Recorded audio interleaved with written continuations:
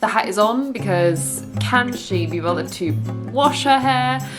No. One thing that those self-help books and videos and vlogs always tell us, do you want to be happier? Sleep. Do you want to be the best version of yourself? Sleep. Hey, do you want to get rich fast? Well, I don't actually read any of these books, but I probably imagine they'll say like, you know, sleep 7 to 8 hours a day.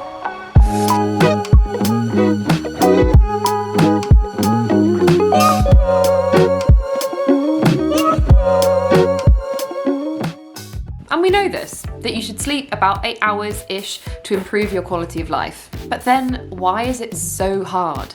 When I don't get enough sleep, my mood is definitely affected. I'm grouchy, I'm sad, I'm moody, and way less productive. I stay up late, which means I struggle to wake up afternoon, and then I feel really guilty about wasting the day, so then I work late, and then I end up then sleeping again till noon, and then the cycle goes on, and then I feel so guilty, and then I think, oh my god, I'm the worst person ever. I should be an adult, I should have my life together, and why am I suddenly, you know, a night owl? Like, well, how did this happen? The cycle goes around, and I just end up berating myself. Especially during lockdowns, you'd think that I would get more sleep, but alas, no. This lack of external structure is really hard to manage, and if I'm the only person to keep myself accountable to wake up, then we have a problem. Personally, I know my sleep has definitely changed. I'll be falling asleep around 3, 4 o'clock in the morning, and then waking up afternoon because obviously I'm tired. And for me to function as my best self, this whole scenario is not the answer. And sleep is really important. It's a third of our life. So I want to try and do it right.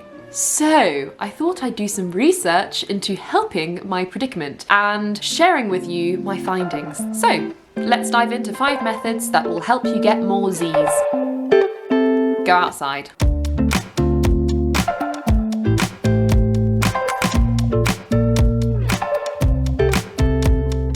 I know it's boring. I thought that going for a walk was not productive, a waste of time, boring, but actually it was the thing that my body and my brain really needed. And you can use this time to catch up with friends. You can feel a sense of togetherness and closeness even though you're far apart. If you work from home, create a fake commute. So before you start work, 10 minutes, walk around your house, and that way you've separated your work time from your leisure time. And then at the end of the day, finish work and then walk around the block. I know it's quite sad, but you know, you're not only getting that needed vitamin D that helps your brains, also you're getting a bit of light exercise. So it's a win-win situation. And on the days that I spent more time outside, I was ready to go to sleep because I felt more cozy and like all the hygge.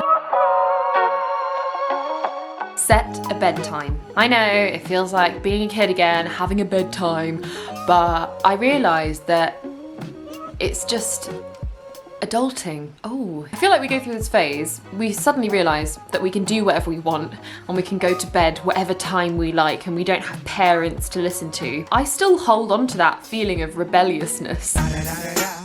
So I need some boundaries. Let's bring back the bedtime. Write it down. And if it takes you 20 minutes to get to sleep, make sure you're in bed 20 minutes before your bedtime. There are plenty of apps out there that actually have like a bedtime tracker or, you know, sleep apps. If I find any, I'll put some in the description.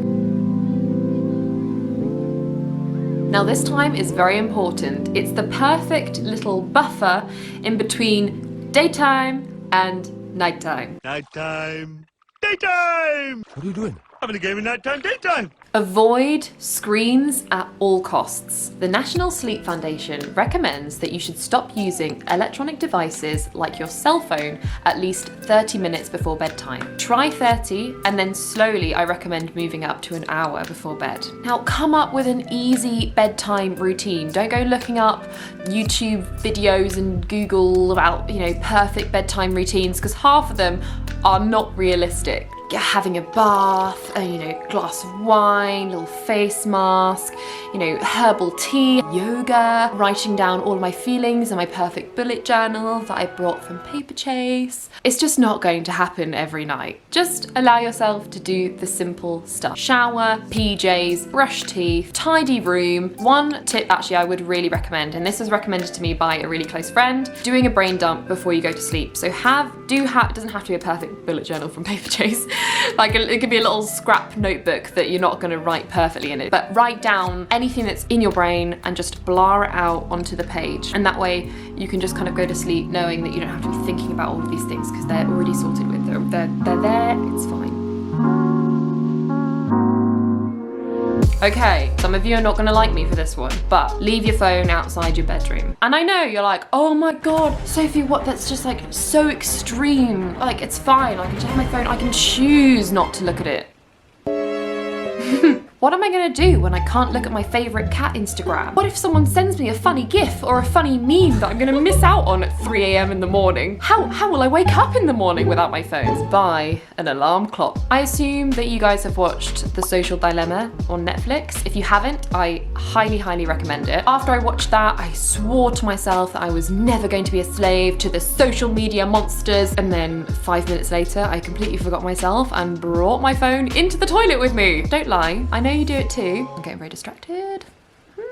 Social media has slowly robbed our ability to sit with our own thoughts. Our brains have gotten so used to being constantly entertained, getting all of those dopamine hits, like we've never got the chance to just be bored. Imagine yourself as a child. Would you allow your 5-year-old self to look at screens and play games all night long? Or even just look at a screen for as long as you look at it in a day? Of course not. So then why do we allow ourselves the same behavior that we would never allow a child? And me, last week, I was like, no, I don't need to leave my phone outside my room because, I have all the self-control. I can leave my phone by the side and it'll be fine. It's fine. And then I realise I'm checking for one notification and it's 11 and I blink and then it's 3 a.m. in the morning. Where did the time go? And then I feel so guilty. What have I done? Sweet Jesus, what have I done? Become a thief on the night, become a dog on the run. In conclusion, I found that I cannot rely on my willpower alone. And then if I fail from using my own willpower, I feel this deep sense of guilt and shame. The first few nights were not easy. I realised that it had been the first time in a long time that I'd actually sat in silence. And that's when I knew something definitely had to change. Number something, I forgot what number we're on.